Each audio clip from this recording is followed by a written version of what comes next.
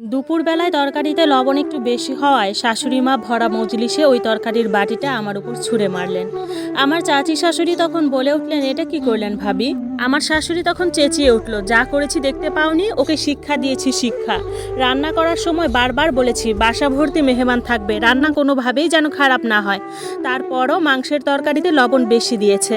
আমার স্বামী তখন চুপচাপ খাবার টেবিল থেকে রুমে চলে গেল। আমার ছোট ননদ 6 মাসের গর্ভবতী, মুখ বাঁকিয়ে বলল, এত জঘন্য মানুষ রান্না করে নাকি? তোমার রান্না করতে যদি কষ্টই হতো তাহলে আগেই বলতে, প্রয়োজনে আমি রান্না করতাম। আমার চাচি শাশুড়ি তখন ধমক দিয়ে বলল, তুমি ছোট মানুষ হয়ে এত বড় বড় কথা কেন বলছো? আমি দুদিন তোমাদের বাসায় বেড়াতে এসেছি, বউটাকে একটা মিনিটের জন্য তো আমি বসে থাকতে দেখিনি। সারাদিন তোমাদের সেবা যত্নেই ওর দিন কেটে যায়, ঠিকমতো মেয়েটাকে খাওয়া দাওয়া করতেও দেখি না। আমার চাচি শাশুড়ির কথা শুনে তখন আমার শাশুড়ি মুখ বাঁকিয়ে বললেন, এত আহ্লাদ দেখিও না, তুমি ওকে ভালো করে চেনো না তাই। জন্মের কিছু বছর পরে বাপ মাকে খেয়েছে। আমি আর কোনো কথা না বলে আমি চুপচাপ বেডরুমে চলে আসলাম। আঁচলের কোণায় চোখ মুছতে মুছতে নিজের ঘরে চলে আসলাম। তখন আমার স্বামী বিছানায় বসে খবরের কাগজ পড়তেছিল। আমার স্বামী বেশ চুপচাপ স্বভাবের একজন গম্ভীর মানুষ। আমার ব্যাপারে তার কোনো মাথা ব্যথা নেই। আমি খেলাম কি খেলাম না সেই বিষয়ে তার কোনো কৌতূহল নেই। আজকাল মাঝে মধ্যে সেও আমাকে দু একটা কড়া কথা বলে দেয়। তার অন্যান্য বন্ধু বান্ধবরা নাকি বিয়ে করে শ্বশুরবাড়ি টাকা পয়সায় চলাফেরা করে, আর তার ছোট ভাই আমার দেবর বেশ কিছুদিন হয়েছে বিয়ে করেছে। তার শ্বশুরবাড়ি থেকেও এটা ওটা পাঠায়। আমার স্বামী আমাকে বলল, তুমি আমার দিকে এভাবে তাকিয়ে আছো কেন? আমাকে কি তুমি নতুন দেখছো? আমি বললাম, না, তোমাকে নতুন দেখছি না, তুমি আগে যেমন ছিলে এখনও ঠিক তেমনই আছো। তুমি আমাকে বোকা পেয়েছো? তুমি আমাকে আকার ইঙ্গিতে কি বোঝাতে চেয়েছো আমি কিন্তু বুঝতে পেরেছি। দেখো, আমার মায়ের বিরুদ্ধে আমার কাছে কিন্তু কোনো নালিশ করতে এসো না। আমার মায়ের কথাই শেষ কথা, আমার মায়ের কথাতেই এই সংসার চলবে। আমি আমার স্বামীর দিকে কিছুটা সময় তাকিয়ে আর কিছুই বললাম না, চুপচাপ রুম থেকে বের হয়ে গেলাম। আমি বারান্দায় দাঁড়িয়ে আছি, তখন চোখ থেকে টপ টপ করে পানি পড়ছে। মনে পড়ছে অতীত এবং বর্তমানে আমার সাথে ঘটে যাওয়া কিছু অমানবিক অত্যাচারের কথা। হঠাৎ পিছন থেকে আমার ননদ দিদি আমাকে এসে বলল, সন্ধ্যা তো হয়ে এলো, এত ননির পুতুল হলে হবে? বাসনগুলো পরিষ্কার করে রান্নাঘরের দিকে যাও, এবার অনেক কাজ পড়ে আছে। আমি এবারও কোনো কথা বললাম না, চুপচাপ মাথা নিচু করে রান্নাঘরের দিকে চলে গেলাম। রান্নাঘরের সামনে আসতে আমার চাচি শাশুড়ির সাথে আমার দেখা হয়ে গেল। আমি চোখের পানি লুকানোর চেষ্টা করলাম, কিন্তু তিনি বুঝতে পারলেন বিষয়টা। আমার চোখের পানি মুছিয়ে দিয়ে বলল, গাছের গোড়া যদি শক্ত না হয় তাহলে সে গাছের ডালপালাও শক্ত হয় না। আমি তোমার বিষয়টা বুঝতে পারছি বৌমা, কিন্তু তুমি হয়তো বুঝতে পারছো না তোমার স্বামীকে কোনটা ন্যায় কোনটা অন্যায় সেটা বোঝাতে হবে। গাছের গোড়াটাকে শক্ত করতে হবে, তাহলেই তো গাছ থেকে সুস্বাদু ফলের আশা তুমি করতে পারো। আমি সেদিন আসলে কিছুটা বুঝতে পেরেছিলাম আমার চাচি শাশুড়ি আসলে কি বোঝাতে চেয়েছে। আমার চাচি শাশুড়ি একটা মুচকি হাসি দিয়ে রান্নাঘরে চলে গেল, আর আমি মনে মনে ভাবতে লাগলাম, আজ রাতের বেলা গাছের নিচে পানি দেব, যাতে করে গাছের গোড়াটা শক্ত হয়। রাতের বেলা আমি আর আমার স্বামী পাশাপাশি শুয়ে আছি। আজ আমি আমার স্বামীর দিকে ফিরে শুয়ে নেই, উল্টো দিকে ঘুরে শুয়ে আছি। আমার স্বামী আমাকে টান দিয়ে তার বুকের কাছে নিতে চাইলো, আমি নিজেকে ছাড়িয়ে নিলাম। আমি বুঝতে পারলাম আমার স্বামীর মনে কামনা বাসনা উদয় হয়েছে। তখন আমার স্বামী বলল, কি ব্যাপার, তুমি এমন করছো কেন? আমি তোমাকে কাছে ডাকছি, এদিকে এসো। আমি শোয়া থেকে উঠে বসে আমার স্বামীকে বললাম, দেখো, তোমার যেমন পেটের ক্ষুধা আছে, দেহের ক্ষুধা আছে, ঠিক তেমনি আমারও আছে। সারাদিন তুমি তোমার পেটের ক্ষুধা মিটিয়ে এখন আসছো দেহের ক্ষুধা মিটাতে, কিন্তু আমি তো তোমার স্ত্রী। দুপুরে এত বড় একটা ঘটনা ঘটে গেল, তারপর আমি খেয়েছি কি না একটা বারের জন্য জানতে চেয়েছো? আমার স্বামী চুপচাপ বসে আছে। আমার কি মনে হয় জানো, আমি তোমার কাছে শুধুমাত্র একটা ভোগের পণ্য। যখন তোমার দেহের ক্ষুধা লাগবে তখন তুমি আমাকে ভোগ করবে, কিন্তু আমার কোন জিনিসটার প্রয়োজন আছে, আমি সারাদিন খেয়েছি কিনা, আমার কোনো চাহিদা আছে কিনা, সে বিষয়ে তোমার জানার ন্যূনতম আগ্রহ নেই। আমার স্বামী তখনও চুপচাপ বসে রইল, কোনো কথা বলছে না। আমি বুঝতে পারলাম গাছের গোড়ায় হয়তো বা কিছুটা মাটি পড়েছে। আমি আর কিছু না বলে চুপচাপ শুয়ে পড়লাম। সারা রাত আমার স্বামী আমাকে আর ছুঁয়েও দেখেনি।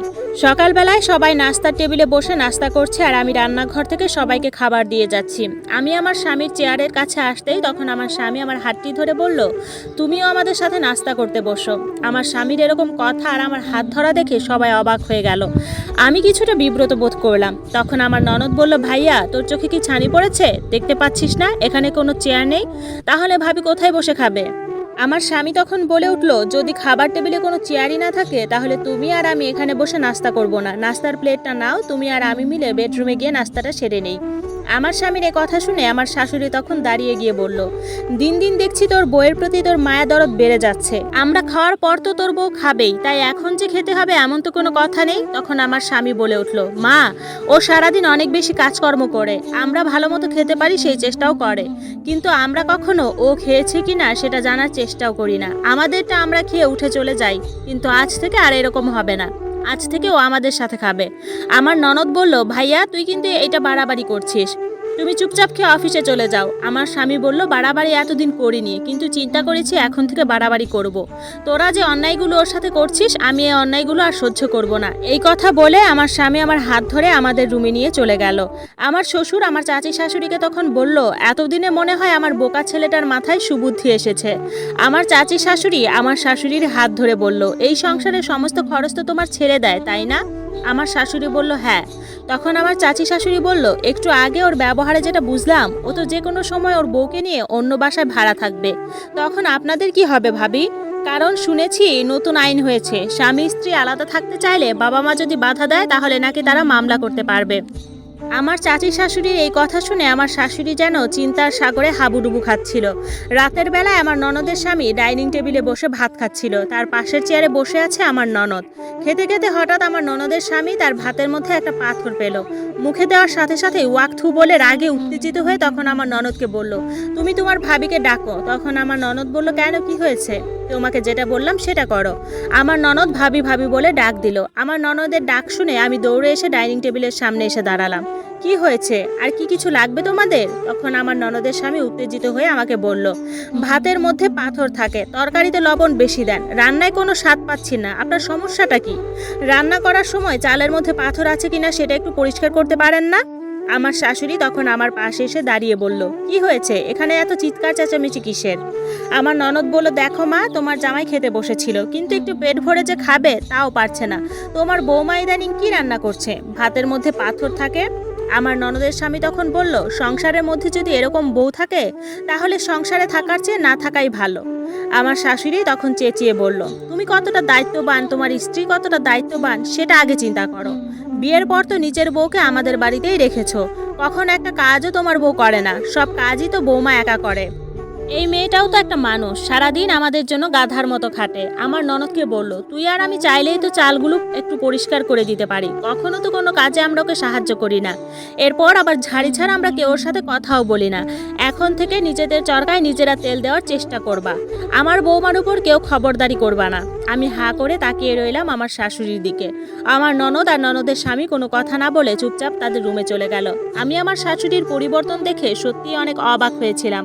আর এসব কিছুর পেছনে একজন মানুষের অবদান রয়েছে, আর সে হচ্ছে আমার চাচি শাশুড়ি। তার প্রতি আমার সম্মান শ্রদ্ধা আরও বেশি বেড়ে গেল।